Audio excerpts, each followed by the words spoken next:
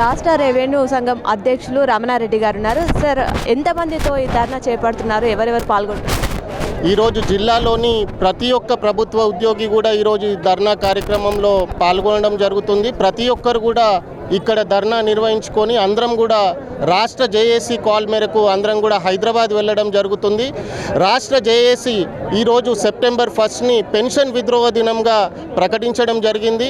అందులో భాగంగానే ఈరోజు ఉద్యోగులందరూ కూడా ఈ సిపిఎస్ అంతం కోసం ఈరోజు పోరాటం మొదలు పెట్టడం జరిగింది.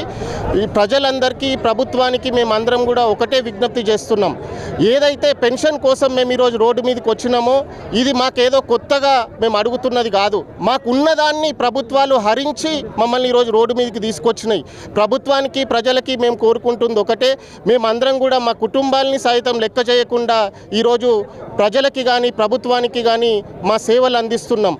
దానికి కృతజ్ఞతగా మా అందరికీ కూడా 30 ఏళ్ళు సర్వీస్ చేసిన తర్వాత పెన్షన్ రావడం అన్నది మా యొక్క హక్కు. కానీ ఆ హక్కుని కూడా హరించి ఈరోజు మేము రోడ్డు మీదకి వచ్చి అడుక్కునేలాగా పరిస్థితులు ఎదురైనాయి. కాబట్టి ఇప్పుడైనా సరే కొత్తగా ఏర్పడిన ప్రభుత్వం వాళ్ళ మేనిఫెస్టోలోనే సిపిఎస్ అంతం గురించి పెట్టడం జరిగింది. ఖచ్చితంగా ఓపీఎస్ విధానాన్ని ఉద్యోగులకి అమలు చేస్తామని వాళ్ళు ప్రకటించారు. కాబట్టి ఈ ప్రభుత్వం మీద నమ్మకంతో మేము వారికి విజ్ఞప్తి చేస్తున్నాం. ఖచ్చితంగా ఉద్యోగులస్తున్న అందరికీ కూడా ఓపీఎస్ని అందించాలి అని వారికి వేడుకుంటున్నాం.